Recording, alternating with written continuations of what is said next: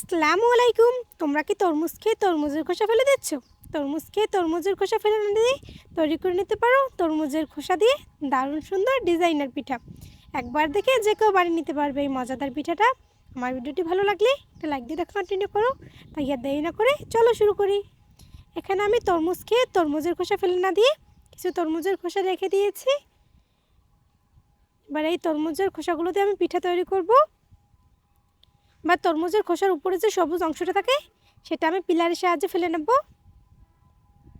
আমি একটা পিলারের সাহায্যে উপরে যে সবুজ অংশটা থাকে সেটা আমি পিলারের সাহায্যে ফেলে দিচ্ছি।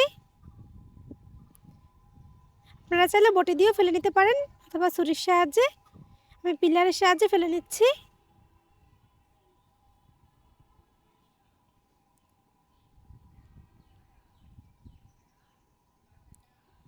আমি একটা তরমুজের খোসার উপরে সবুজ অংশ ফেলে নিয়েছি।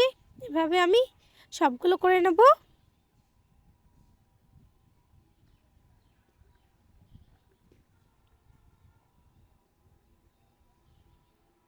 সবগুলো ফেলে নিয়েছি। এবার এগুলোকে আমি পানিতে দিয়ে দেব।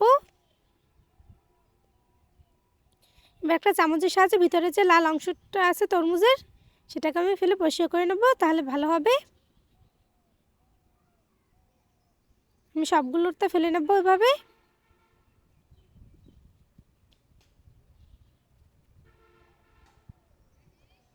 আমি সবগুলোর ভিতরে যে তরমুজের খোসার যে লাল অংশটা সেটা আমি তরমুজটা ফেলে দিচ্ছি।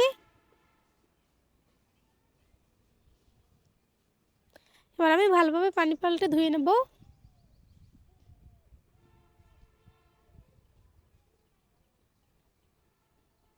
আমি ভালোভাবে চেপে চেপে পানিটাকে ফেলে দেব।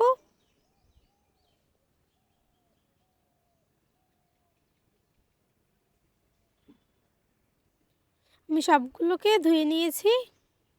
এবার একটা গ্রেটারের সাহায্যে আমি গ্রেট করে নেব তরমুজের খোসাগুলো।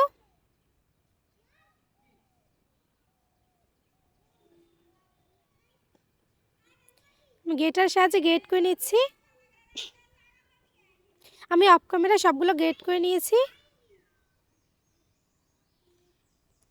তরমুজের খোসা দিয়ে অনেকটা পানি বের হয়, এভাবে চেপে চেপে ফেলে দেব।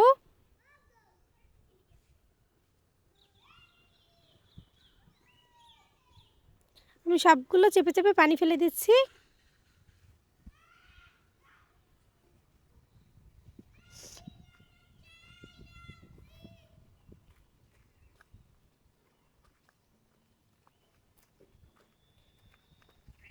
আমি সবগুলো ফেলে দিয়েছি, দেখুন কতটা ঝরঝরে হয়েছে। এবার এগুলোকে আমি সিদ্ধ করে নেব।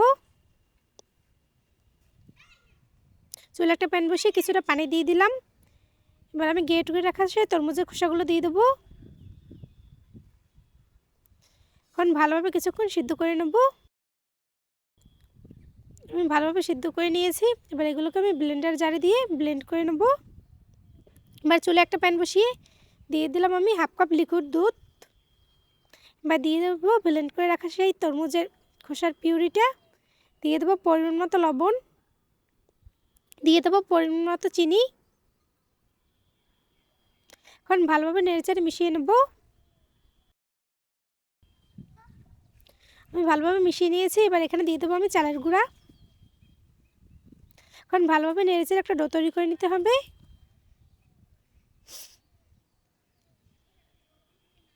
আমি একটা ডো তৈরি করে নিয়েছি।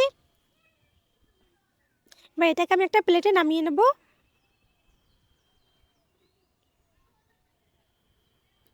আমি ডোটাকে একটা প্লেটে নামিয়ে নিলাম। এবার হালকা কিছুক্ষণ ঠান্ডা হলে ভালোভাবে ডোটাকে মথে নিতে হবে। আমি ডোটাকে ভালোভাবে মথে নিয়েছি। এবার পিঠাগুলো বানিয়ে নেওয়ার পালা। এভাবে অল্প একটু ডো নিয়ে হাতের সাহায্যে আমি গোল করে নেব। এর উপর আমি একটু তেল ব্রাশ করে দেব।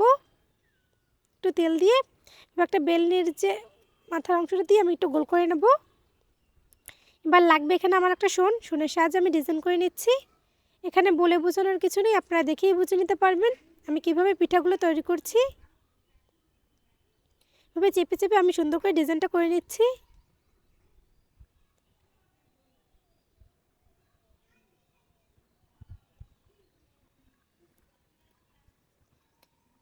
এভাবে আমি ডিজাইন করে নিলাম। এবার এখানে আমি কিছুটা নারিকেলের পুর তৈরি করেছিলাম, সেখান থেকে কিছুটা পুর এর উপর আমি দিয়ে দিলাম। এখন তৈরি হয়ে গেল আমার একটা পিঠা।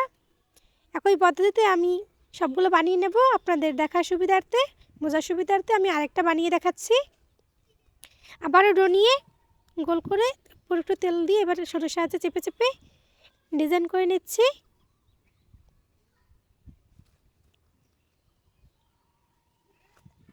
আমার আরও একটা পিঠা তৈরি হয়ে গেল। এভাবে আমি সবগুলো পিঠা তৈরি করে নেব। আমি সবগুলো পিঠা তৈরি করে নিয়েছি। এবার এগুলোকে ভাপ দিয়ে নেওয়ার পালা। এবার চুলে একটা প্যান বসে কিছুটা পানি দিয়েছি, তার উপর একটা ছিদ্রযুক্ত ঝাঁঝরি বসিয়ে দেব। বা ঝাঁঝরির উপর আমি পিঠাগুলো দিয়ে দিলাম। আমি সবগুলো পিঠা দিয়ে এবার একটা ঢাকনা দিয়ে ঢেকে 10 থেকে 15 মিনিট এগুলোকে ভাপ দিয়ে নেব। ফিরে আসলাম 10 থেকে 15 মিনিট পর। আমার পিঠাগুলো হয়ে গেছে। এবার এগুলোকে একটা প্লেটে পরিবেশন করে নিয়েছি। খুব সহজে বানিয়ে নিলাম তরমুজের খোসা দিয়ে দারুণ স্বাদের ডিজাইনার পিঠা। দেখতে যেমন সুন্দর, খেতেও বেশ দারুণ। একবার দেখে যে কেউ বানিয়ে নিতে পারবে। আমার ভিডিওটি যদি ভালো লাগে লাইক কমেন্ট শেয়ার করতে ভুলবেন না। এতক্ষণ আমার সঙ্গে থাকার জন্য আপনাদের সবাইকে অসংখ্য ধন্যবাদ। আসসালামু আলাইকুম।